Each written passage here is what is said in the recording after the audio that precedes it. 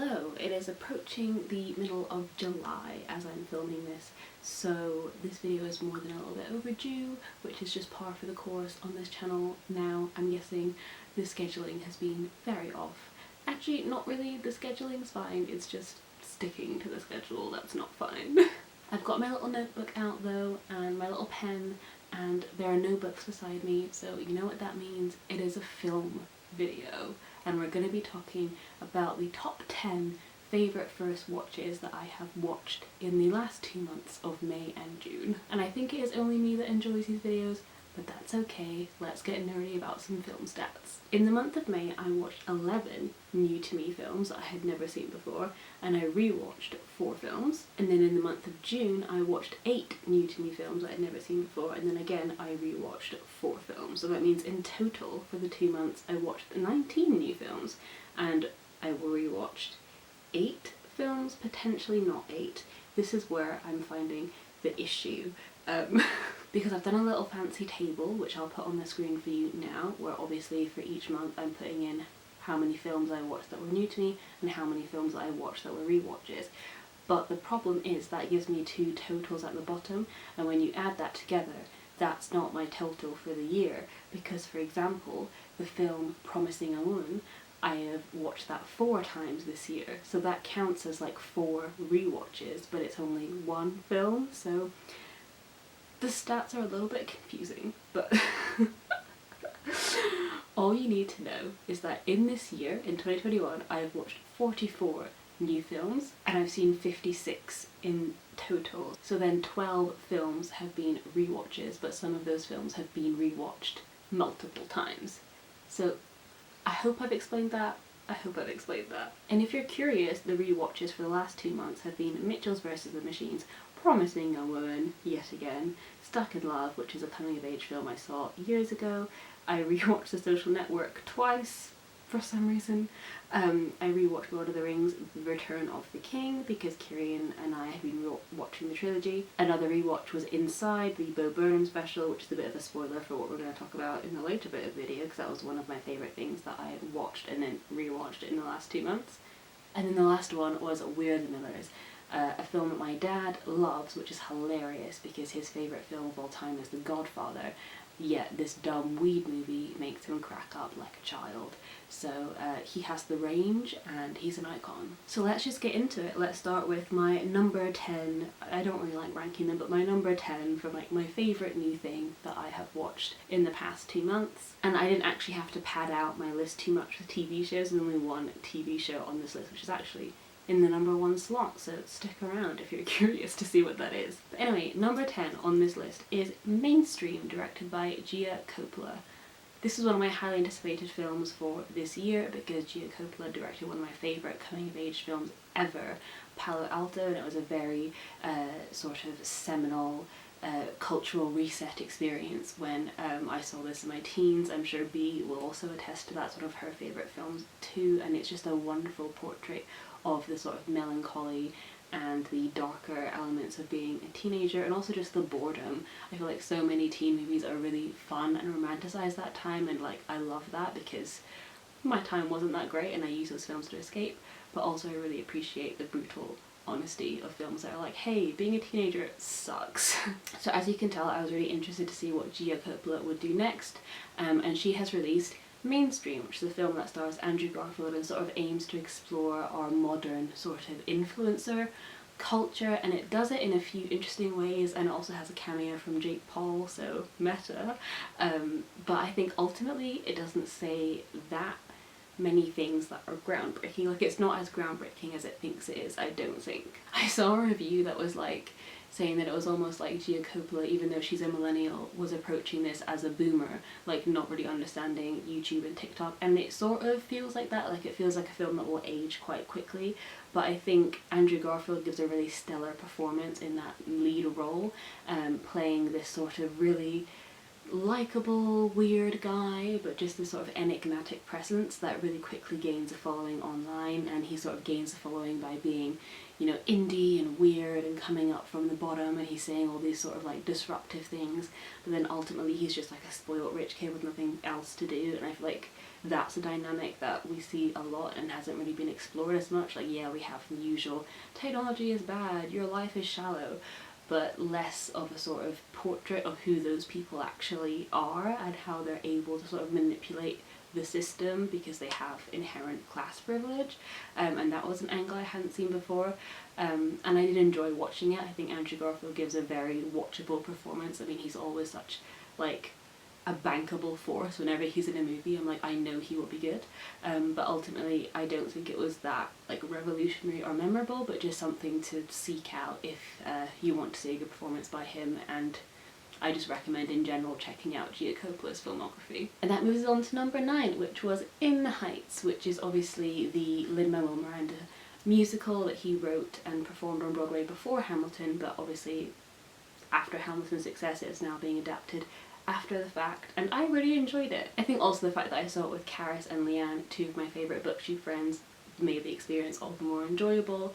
And also after not being in the cinema for like a whole year, it was really nice to see like such a big scale production, like all the dance numbers and like the musical obviously the musical numbers, it's a musical Ada. But usually when I watch or discover a new musical, because I didn't know the music of In the Heights before going into the film, usually when I discover a new musical like that, I will have 3 or 4 songs that I get stuck in my head and I want to go back to and I keep listening to for like a few weeks after, and that hasn't happened with In the Heights. There hasn't been like a standout song or a standout moment that I've been thinking about, so I feel like in the moment I really enjoyed it and I got swept up in the scale and spectacle, but it's not ever going to be a favourite musical for me, and that's fine because I love Hamilton. I've already sold my soul to Lin-Manuel Miranda and he doesn't need any more of it, you know? And then number 8 is St. Francis, a film that I wasn't sure I was gonna like because it's an indie film about a directionless woman who over the course of one summer takes a job as a nanny, and she nannies this young kid called Francis who's a little bit disruptive, and I was a bit suspicious of it, I guess, because I think this woman doesn't really want kids, but she has, you know, got a lot of family pressure and societal pressure to have kids, and I was really worried at the beginning of the film that it was going to be this whole woman, you know, becomes a nanny and discovers the joys of childhood and then like rushes into being a mum, and that's not the film at all. It is just a really sweet and also melancholy portrait of someone who doesn't quite know where their life is headed, and what I really liked about it is that it doesn't answer that question at the end. So many films, they begin with a character who is directionless and sad and they don't really know what they want to do, and then like a third of the way in or halfway through they find like a spark and they go on a journey and like they discover themselves, and it's beautiful and wonderful and uplifting to watch, and it makes you feel better about your life at the end. You're like, oh, that could happen to me. And I love this film, and I'm not saying that doesn't happen to people, I'm sure it does, but what is a lot more realistic is not finding it, basically, and not having that big like brain moment where you're like, oh yeah, this is who I'm supposed to be, like it all makes sense now.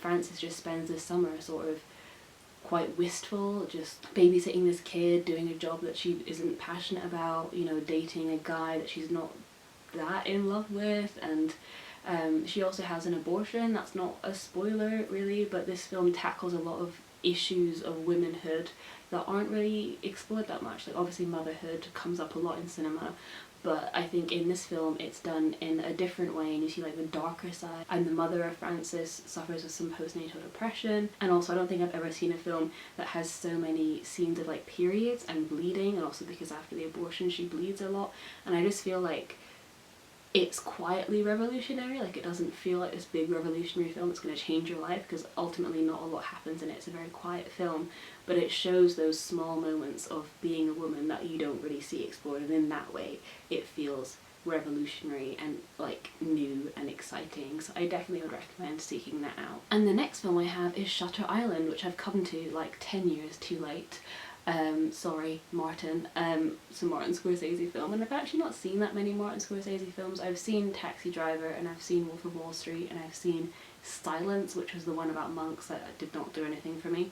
But this one I hadn't seen, and it was the one that I think was designed to appeal to me the most. I mean, it's got Leonardo DiCaprio, Mark Ruffalo, it's set in this like gothic asylum on an island, like away from the mainland. It has all of those sort of gothic vibes that I love, and basically the setup is Leonardo DiCaprio is this agent who's been called into this asylum to deal with an escaped patient, and then there are lots of twists and turns along the way, and it has this big sort of shock twist ending, which luckily I hadn't been spoiled for despite the fact it's been out for 10 years. And with films that deal with mental health or asylums, I do sometimes have to hold myself back and just try and suspend disbelief and be like, okay, it's a film, it's a film, it's a film, because, you know, the portrayal of mental health or crazy people is not always done sensitively. But I did like in Shutter Island the way that, I don't know if this is well, but the twist didn't feel to me to be exploitative. So there are a lot of films that really ham up the fact that asylums are scary, and that, you know, these horrifying shots of like electroshock therapy and people screaming and like really horrible places to be. And if the only time you see mental health in film is people screaming in an asylum and people getting stabbed in like an asylum or whatever by like a crazy patient, I feel like if you have mental health problems, that just makes you feel really wary about getting help or getting committed somewhere, and the reality is like very, very different to that, obviously. And so the big shock twist ending to this film isn't the fact that the asylum is corrupt and weird and scary. It has like a different direction, and I really appreciated that, so thank you, Martin. I enjoyed it very much. And then my sixth favourite of the month, although it feels weird to rank them because they're all so totally different, was Shiver Baby, which so good. It's basically like a one location, almost feels like a one-shot feature, but it's not a one-shot feature, about a young Jewish girl who is coming up to graduating college and really not sure what she wants to do with her life, feels a little bit lost, a little bit directionless, and then she goes to this shiva, which is like a Jewish version of like a wake or a reception, and there she's sort of confronted by family and extended family and continuously asked what she's gonna do, what she plans to do next, and the way it's shot is like it's a horror film, and I was like, oh, I relate, you know, because I've had a year of this pandemic. I graduated in the middle of the pandemic. I graduated a year ago, and like a year on, I'm in the same bloody place. I'm still in my room. I've done nothing with my time and my life, and it is sort of getting to the point where not that people are hounding me, but I'm hounding myself, you know, so I feel like this film was like a little bit too real. Did not ask for like the 4D film experience where I was just seeing my life, but you know, it happens. And just to compound this sort of life anxiety, another guest at the shiva is her sugar daddy, which is why it's called Shiva Baby, because she bumps into her sugar daddy. Very fun, very funny. And he has a wife and a kid that she didn't know about, and it's just all very awkward. And I loved it. I thought it was really, really good. I thought they used the location exceptionally well. It doesn't feel like you're bored at any moment. It's just a constant stream of stuff happening, and even though it is only in one location, you find out so much about these characters and their lives and their backstories, and you just get such a portrait of this young girl and her extended family. And again, it's one of those films that you start off with the character being a bit lost and unsure of themselves, and at the end of the film you don't exactly know where they're going, but you hope they're going to be okay, and I really liked that. And I guess just it was a good time for me to watch it because it was sort of very relatable, so I would really recommend that. And as it's a debut feature, I'm very excited to see what the director, Eliza Seligman, does next, because stunning. My next favourite was Nomadland, which I feel like I'm coming on very late to the hype, because obviously I watched it when it came on Disney Plus, which feels like yonks ago. It was like right at the beginning of May, so I can't believe I'm talking about it now. It feels like almost like a year ago that it happened. But yeah, it had all the Oscar buzz and it deserved all of it. You probably heard about it, you know all the things that are good about it, you've probably seen all reviews and blah blah blah. Watch it. It's wonderful, beautiful filmmaking. It's contemplative and thoughtful and sweet, and but also not romanticized, and has a stunning lead performance, has a stunning score, just really flawless, honestly. So if you were on the fence while watching it, just watch it. It's beautiful, and yeah, it will definitely provoke some thoughts even if you don't like it. It's sort of quietly political and quietly revolutionary in a lot of different ways, and I liked it very much. 4 is Luca. I'm so basic. I love Pixar. I'm sorry. I understand that Disney is bad. as a company I understand that they monopolise the market, I understand that they're not good for the film industry.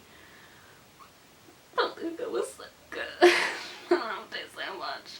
It was so beautiful, and I was watching that and I was like, oh my god, please get me to an Italian island. I want to stuff my face with gelato and pasta and then just lie on the beach covered in sunlight, damp and just bloated and happy. That's the life that I want. It's the summer that I deserve, and I'm very sad that it's not going to happen for me this summer, but next summer, please. It's just warm and beautiful, and I really love the sort of alternate queer reading. I do sort of wish that if it was intended to be a queer story, that it was just a queer story. But if you don't know, Luca follows these two boys, Luca and Alberto, who are young boys but also sort of sea nymphs. I don't think they're mermaids, but they're like sort of sea creatures. And then when they come out of the water, they turn into humans. And the local sort of small Italian village hunts sea creatures and has like a big like fear of them, and that's like the local monster. So obviously they have to hide who they are when they're going around the town, and then at the end of the film there's this big conflict when they get found out that they are sea monsters. So ultimately it's sort of a film about having to hide who you are and not being accepted and the fear that surrounds that. So obviously it can be read as a sort of queer story, and I don't know if that was the intention. I need to look up what the directors talked about it, but I think that's a really nice reading, and I love that reading, but also I do sort of wish we had more films that were explicitly about being young and queer, especially aimed at kids, because it's just so important for kids like as early as possible to feel like they're not alone. And it's not like shoving it down kids' throats, because like gay kids get shoved straight media down their throats all the time and it doesn't make them straight. So like just make more gay kids films, it's fine. Yeah. And my next favourite was Clue, which is just a movie adaptation of the board game Clue, or if you're in the UK, Cluedo. And it's every bit as ridiculous as that sounds. It is stunning. Like the film opens in the middle of a storm and we're driving up this big old mansion. My little Agatha Christie heart was jumping for joy. The rain was coming down, we were inside the mansion, these people had been called to the mansion and they didn't know who had invited them, and then suddenly one of them's dead, and it had to be one of them who did it because no one else can get there because of a storm, and everyone's just getting more and more paranoid. It's being more and more ridiculous. Like the more the film goes on, then more people die, and it just gets so melodramatic, and that is ultimately the word to describe it. It's just melodrama, but it looks gorgeous, and every performance is just so iconic. Every actor just looks like they're having the best time just being ridiculous on set, and it has Tim Curry as the butler. Just honestly, if you haven't watched this film and you like sort of Agatha Christie or Knives Out, do yourselves a favour, you are going to absolutely love it. Ooh, the next one is number 2. We're getting close to number 1. So number 2 was Bo Burnham's comedy special Inside, which I don't know if that counts as like a feature film, but I'm putting it on this list because it made me feel things. I like that everyone's calling this a work of genius, but when I do the exact same thing on like a Thursday night where I just cry about aging and being creative and my life, it's like bad and it's a breakdown and you should get help. But when Bo Burnham does it, he's a genius. I'm joking. Oh my god. I'm not comparing myself to Bo Burnham. I just love Bo Burnham's work, and I always will. The fact that it's so self-aware about the struggle to be a creative, like, but also that hatred of needing an audience and needing a validation. He talks a lot about it in his last special, Make Happy, where he says if you can live your life without an audience, you should do it. And he talks a lot about technology and the internet and that, and the way that affects us with anxiety, but it's not in sort of a boomerish way where it's like technology is ruining our minds. It's in a way where he understands, and he understands that disassociation and that disconnect where like you're living your life purely to have content for your social media channels, and how that can really mess you up. And it comes from a place of him knowing what that's like rather than like lecturing us in a way, but also it's very funny too. I oscillated between like crying and laughing with this special. I've watched it twice and I've listened to the soundtrack almost every day since, and yeah, it's a lot, but it's just such an achievement. And also for him to have filmed it by himself in quarantine. I'm sure he did have sort of help. When the credits roll, there are other people involved, it's not just him, but I think all the lighting cues he did himself, and like the camera setups and just like the artistic direction of it was Bo.